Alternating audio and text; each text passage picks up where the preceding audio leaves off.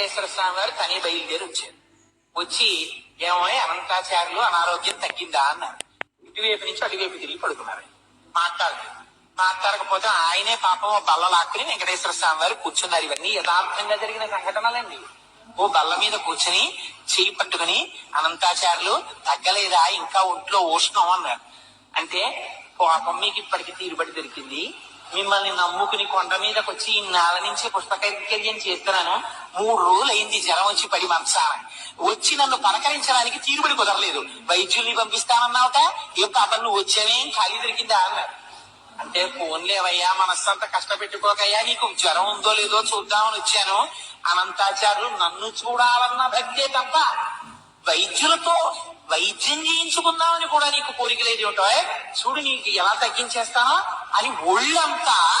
పాపం వెంకటేశ్వర స్వామి వారి వాత్సల్యం అంటే చూడండి, మనం ఒక్క అడుగేస్తే చాలు ఆయన 10 అడుగులు వేస్తాడు. ఒళ్ళంతా తగిలేరు పడుకున్నటువంటి అనంతాచార్యులు వారి. ఆయనకి జ్వరం అంతా తగ్గిపోయింది. లేచి నిలబడి కపాల కాళ్ళ మీద పడ్డారు. పడి స్వామి అలకొచ్చేసింది, ఏం చెయ్యమంటారు, ఎప్పటి నుంచో ఈ శరీరానికి ఉండిపోయిన ఉద్రేకం అహంకారం, మీరొచ్చినా కూడా అంత కోపంగా మాట్లాడాను, మీరు రాలేదని మనస్సులో ఉన్నటువంటి వ్యగ్రత చేత అలా మాట్లాడాను, మరోలా అనుకోకండి స్వామి, నన్ను క్షమించండి అని ఆయన కాళ్ళ మీద పడ్డారు. అనంతాచార్యులు నిన్ను క్షమించడం ఏమిటో అని పొంగిపోయి కౌగిలించుకుని పాపం గుడిలోకి వెళ్ళారు వెంకటేశ్వర స్వామి గారు.